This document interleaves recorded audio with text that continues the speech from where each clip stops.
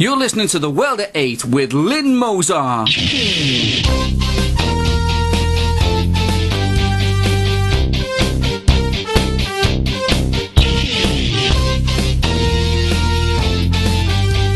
World at 8, the number one in nationalist news.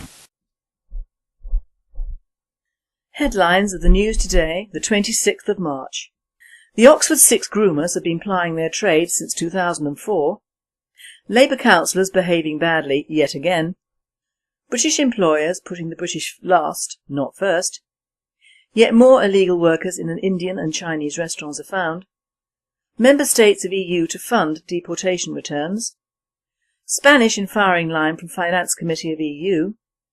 Black killer standing trial in Sarasota over 2 British killings. Thought for the day, the Oxford 6 and Islamic domination. UK News. The 6 men accused of being part of a sex ring, which is police speak for Muslim grooming, have been denied bail and will appear at Aylesbury Crown Court this Friday. The men named as Zishan Ahmed, 26, Kamar Jamil, 26, Anjam Dogar, 30, Akhtar Dogar, 31, Mohammed Karar, 37, Basan Karar, 32. The prosecutor stated that these charges relate to the sexual exploitation of girls between 11 and 16 across the Oxford area over a period of several years. Another Labour Party female councillor has been drinking again. Last week saw a Labour Council candidate in Lancashire drunk and arrested at a football match, and this week Labour councillor Victoria Quinn, the girlfriend of Labour Council leader Sir Albert Bohr, was ejected from a meeting for unsuitable language. She was heard saying to Lib Dem councillor Mr Malani, "You are full of shit." As children were present in the audience, she was asked to leave. Apparently, she later apologised. And Labour councillor Les Barron is under investigation over an alleged honours scandal. He and councillor Sir Ron Watson are alleged to have conspired in assisting each other in the attempt to gain honours. The Sefton Standards Committee is dealing with the pair. Private groups have landed £620 million worth of asylum seeker jobs, putting British workers last yet again. Serco is especially a drain on the public sector. They have earned billions of pounds from the government contracts in the UK, Middle East and Australia. Serco is also responsible for a large number of job losses in the UK, since they keep moving critical parts of work to cheap labour destinations such as India and the Philippines. They also run a huge sweatshop in India. 7 illegal workers have been found in an Indian restaurant in Aberdeenshire. Last week saw police and border agency officers raid the Lakshmi Indian restaurant in Peterhead. A Pakistani and 6 Bangladeshi men were arrested. 5 of the illegal immigrants have been detained and will be immediately deported from Britain. Last week saw 4 more arrests in a Chinese restaurant in Plymouth, where illegal immigrants have also been detained for deportation. Meanwhile, the border agency has set its sights on hosting asylum seekers in the former halls of the residence of Leeds University in Yorkshire. Euronews. The EU is trying to keep its books financially balanced this week, placing tough fiscal measures on the Spanish people. Enraged at this, some say that protesters in Spain will spark off another campaign within that country. Reports say that Spain has to observe the failures in Greece. The EU has seen Spain as a huge problem on the ongoing debt crisis. World News. The trial of the killing of 2 British holidaymakers in Florida has got underway in Sarasota. James Cazares, 24, and James Cooper, 25, were found shirtless and with their trousers round their thighs after being shot several times in a rundown area of Sarasota last April. The 2 friends had stumbled drunkenly down a wrong street into the dangerous housing projects. They were then trying to find their way out when they were approached by 2 black youths, one with a red bandana over his face, demanding money. Sean Tyson, 17, denies 2 counts of first-degree murder and, if convicted, faces life in jail without parole. The prosecutor said Cazares and Cooper told Tyson that they don't have any money to give him. The 2 young men were then told to put their trousers down before being mercilessly gunned down by Tyson, aged then 16. Another witness said the teenager boasted about shooting the Britons after trying to rob them. It was stated that Tyson had told them, "Well, since you ain't got no money, then I have something for your arse," and opened fire. Post-mortem examination showed that Mr Cooper was shot 4 times and Mr Cazares was shot twice in the back. South Koreans have spoke out of a possible North Korean missile test over its territory. Officials and military in Seoul have reported that it will not stand for aggression from the communist north. South Koreans say that any North Korean missile tests over its airspace will be shot down. The unstable communist north is playing a cat-and-mouse game with the Western world, being a thorn in its side. Thought for the day: the Oxford Six and more. Well, I have to say it, I'm afraid. If these 6 excuses for men had been English or even European, I would have had to be taken away in a straitjacket to the funny farm by men in white coats. There we are, indisputable evidence that these following points are true. The sex grooming of British children has been going on for years. It is spreading southwards down from the north, in short, following the Muslim moving their enclaves south. It is a family affair. Note 4 of these names belong to 2 brothers of 2 different families. All the arrested men are of the Muslim faith and older, which shows the so-called progress over the years from a teenage prime groomer to the rest of the family. No non-Muslims have been groomed. Well, even with these facts, the small paragraph in the Sunday Mail was all this disgusting crime got on page 22. The establishment and the Muslim Council of Britain are going to have their work cut out, pushing this one under the carpet. It is not some small town in the north, but a southern university town, indeed the home of Marxism and liberalism, and the multicultural ideal of a gathering of well-educated multi-ethnic peoples. In your dreams, matey. As in the case of Laura Wilson, the so-called British First Honour killing not, this grooming is pushing its way towards the light of day from the murky and filthy hole it has always been in. Denied by the authorities, the police, the councils and the social workers, and sometimes even by the parents of the girls involved, this crime does exist and it does kill. It is a crime of religion, insofar as it is perpetrated by one religion on members of other religions. It is a race-hate crime, insofar as it is perpetrated by members of one race on members of other races. These facts cannot be denied.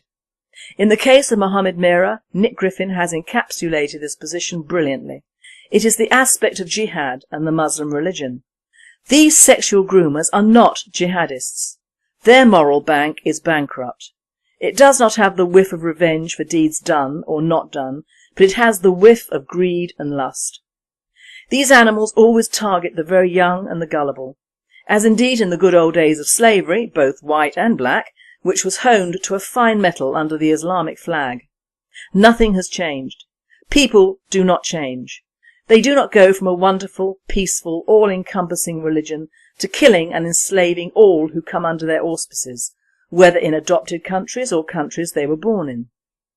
I always pay attention to the comments you all send in, and one of them referenced directly what I am speaking about today.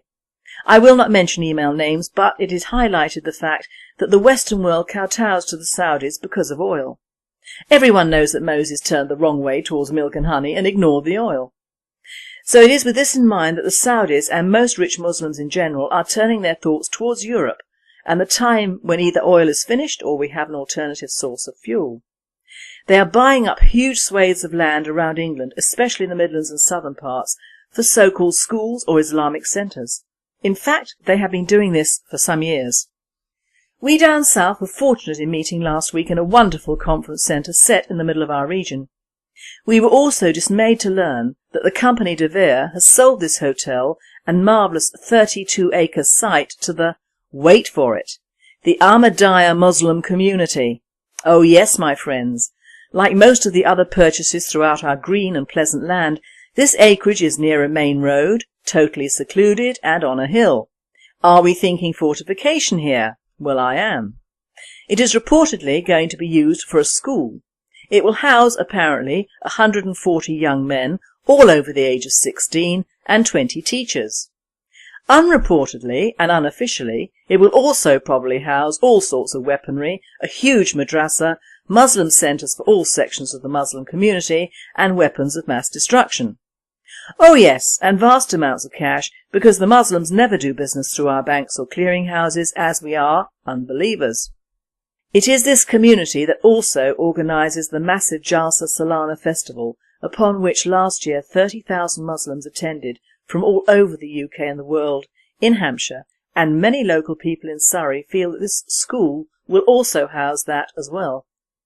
Well, at least the Romans gave us central heating and roads. Even Hitler admired the British way of life and culture, But these people, whilst professing peace and love, do not care for us or our way of life. They want to obliterate it and substitute their own, the way of the Quran, the way of Sharia. Which brings us back to the problem of Muslim grooming gangs.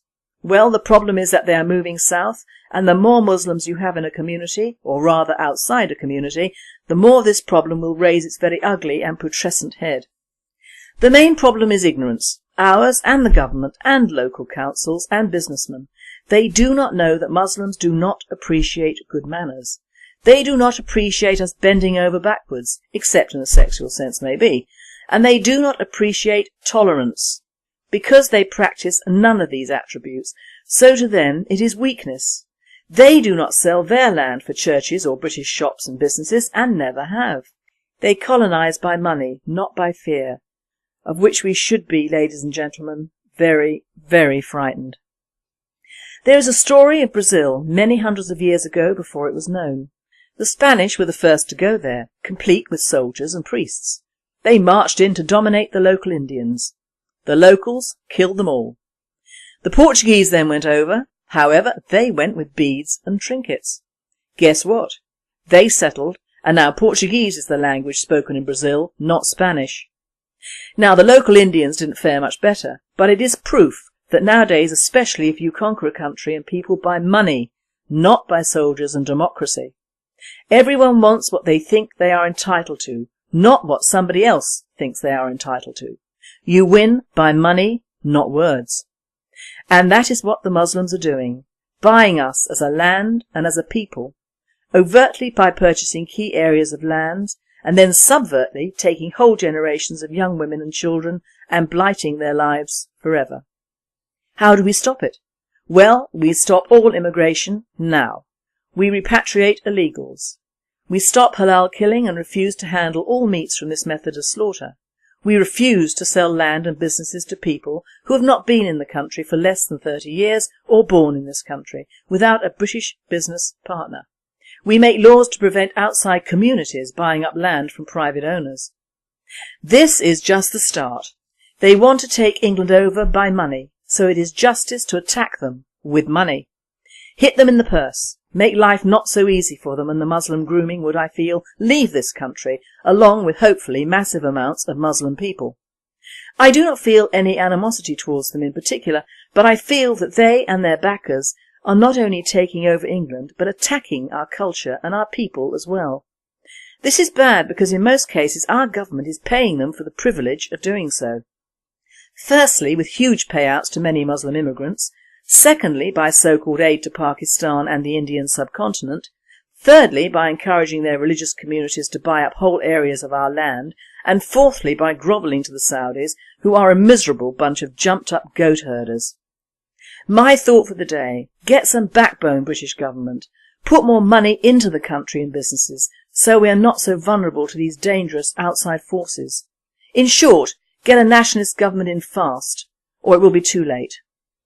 And finally, this is one group of youngsters you do not want to upset. The Huffington Post is reporting from Madrid that members of the Zemun clan, a Serbian mafia family, ate a traitorous member in a 5-course meal. The clan, who were behind the killing of the Serbian Prime Minister in 2003, killed Milan Jurašić when he stole from the group and then ate him for dinner. They took the edible parts of him to cook and put the rest through a meat grinder. Streko Kalanic, nicknamed the Butcher, told on the group to the Croatian police. Also involved in the killing in 2009 was Luka Bojovic, who was captured in Valencia last month. Don't eat out in Valencia being the message, I feel. You have been listening to The World at 8. I am Lynn Mozart, and I wish you all a very good night. Please stay listening, spread the word, and keep the comments coming in, the more the merrier. Domination. UK News. The 6 men accused of being part of a sex ring, which is police speak for Muslim grooming, have been denied bail and will appear at Aylesbury Crown Court this Friday. The men named are Zishan Ahmed, 26, Kamar Jamil, 26, Anjam Dogar, 30. More illegal workers in an Indian and Chinese restaurants are found. Member states of EU to fund deportation returns. Spanish in firing line from Finance Committee of EU. Black killer standing trial in Sarasota over 2 British killings.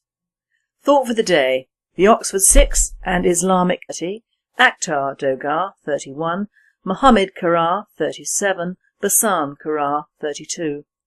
The prosecutor stated that these charges relate to the sexual exploitation of girls between 11 and 16 across the Oxford area over a period of several years.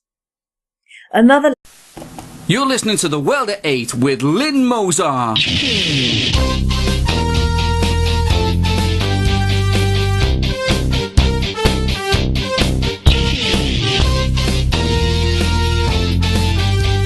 World at 8, the number 1 in nationalist news. Headlines of the news today, the 26th of March. The Oxford Six groomers have been plying their trade since 2004. Labour Councillors behaving badly yet again. British employers putting the British last, not first.